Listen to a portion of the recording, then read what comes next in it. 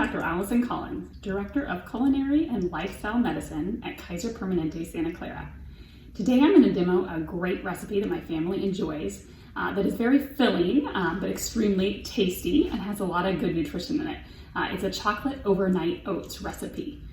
So we're going to go ahead and get started. So the great thing about overnight oats is that you make them the night before or the day before, and they cook or set in the refrigerator overnight. And then first thing in the morning, you take them out and they're ready to go. So really great for families who are on the run in the morning and don't have a lot of time to put together a breakfast. So first ingredient for this is going to be a banana. And the recipe I'm going to do today is going to be enough for 3 adults or for my family, which is 2 adults and 2 kids. So I'm going to do 1.5 bananas. Usually for kind of younger kids, I like to say an adult serving usually serves about 2 kids. As the kids get older, obviously they're going to need bigger servings. So for this, I'm going to do 1.5 bananas. Now, I don't know if you can tell, but my banana is quite ripe, so it's starting to get the brown spots. The sweeter the banana, it's going to add a little bit more sweetness to the recipe, so it's great to use the ripe bananas.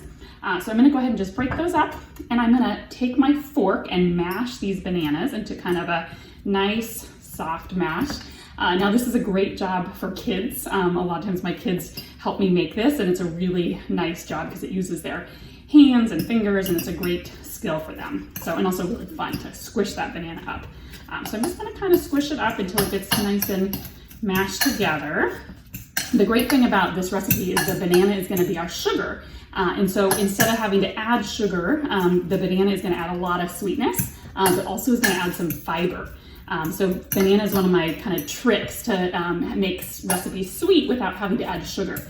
My other kind of secret one that I use is dates. And both of them are great because when they are eaten, they don't cause your blood sugar to go up as quickly because they do have fiber and some plant, they're part of the plant family, so it doesn't cause a huge spike in your sugar. It also keeps you full longer because it has the fiber to go along with it.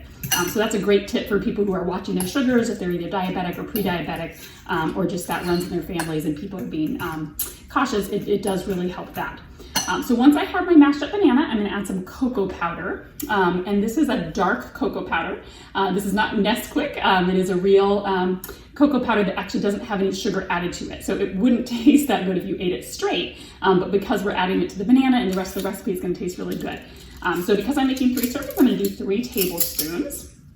I do recommend getting a purchase of a high quality cocoa powder. It does really make a difference. And since you don't need a huge amount of it, a container like this can go a long way. But I like to use this for all different types of things, including this special chocolate overnight oats.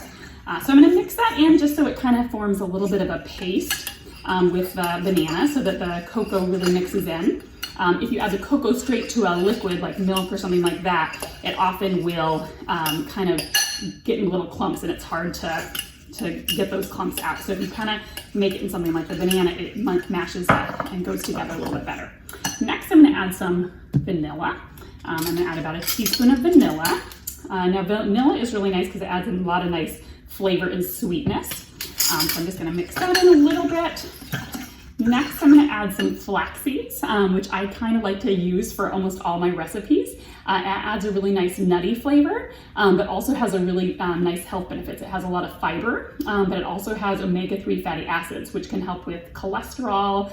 It can help with high triglycerides, and also provides really nice preventative health for GI issues, so stomach issues or constipation and things like that. So I'm going to add a generous amount of that. Usually add a couple tablespoons. There's actually been some research that shows that eating flaxseed regularly can help improve your blood pressure as well. So another great reason to include that flaxseed. And I often will just throw it in things like this, or on top of oatmeal, or in salads even, or smoothies, or yogurt. So great way to get it in. And then last but not least, I'm going to add my oats.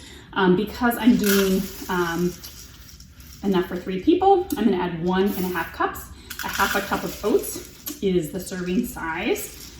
And so I'm going to go ahead and add that. Now these are old-fashioned oats, which is what I'd recommend. I wouldn't recommend the quick cooking because they're going to be soaking overnight. The quick cooking might get a little bit mushy. Now if you like things mushy, you certainly could try that out. But I tend to like the kind of old-fashioned ones that aren't pre-cooked. You also could use a multi-grain cereal, and that could be a great addition. So I'm going to mix that in, and then next I'm going to get my milk. So I'm going to go grab that from my refrigerator since it's still in there.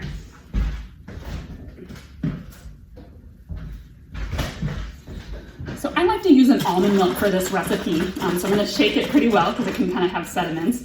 And I like the almond milk because it adds a really nice nutty flavor, but also is a great alternative. Instead of always using milk, it's nice to have some other alternatives. Other things you could use would certainly be soy milk or oat milk. The big thing that I always recommend when you're buying a nut milk or any kind of plant-based milk is to look at the label because a lot of them do include sugar in it, and they can include quite a lot of sugar in it. So I always recommend reading the label, and you can even read the little, see how many added sugars are added. So this is a nice one. And so now what I'm going to do is just stir that up, get it all combined in. And then I'm going to add my last ingredient, which is peanut butter. And that's going to add another flavor of richness as well as some nice satisfying fat, which is going to help keep you full. So when we're thinking about a breakfast, it's nice to have a breakfast that tastes good, but also is going to keep you going all morning long. And all these ingredients, the whole grain with the oats, the peanut butter, is really going to help keep you full. So it's about a tablespoon per serving, so about 3 tablespoons of the peanut butter. You could do a little bit more or a little bit less depending on how much you like that. Some people don't like peanut butter, and so other alternatives you could certainly use like an almond butter or another type of nut butter like cashew butter. And if there are any allergies, you could also use a sunflower seed butter. So I'm going to have just stir that in. The reason I add the peanut butter last is that my kids kind of like some peanut butter chunks. And so when I add it in, I don't stir it completely. So you get a little bit of that peanut butter chunk in there. Certainly if you don't like that and you want it all mixed in, you could do that as well. So you can see that it's really quick. All I'm going to do is put my lid on it and refrigerate this overnight. And in the morning, all I'm going to do is pull this out, serve it up. And then I also like to prep some strawberries so that I can add that to it as well, which is going to add some color and also get our fruit in there. We got a little bit of banana, but then the strawberries are going to add some nice extra vitamins and vitamin C. So a lot of times what I'll do is I'll go ahead and prep the strawberries the night before. I don't know if your family's anything like mine, but we don't have a lot of time in the morning. So even as much as having time to cut up strawberries can be a challenge some mornings. So I like to just go ahead and chop up some strawberries. My kids like them in kind of very small pieces, but if you like them in bigger pieces, certainly that can actually make things even a little bit easier. But I just like to go ahead and prep the strawberries. So in the morning, all I have to do is pop out the oats, top it with some strawberries. Often I'll add a little bit of roasted almonds and maybe even some coconut flakes. And it turns out really nice and crunchy and like I said, really satisfying to keep you full all morning long. So hope you enjoy this as well as thinking about creating your own overnight oats. It's a great way to be creative because there's so many different options that you can do to have so many different variations. Enjoy!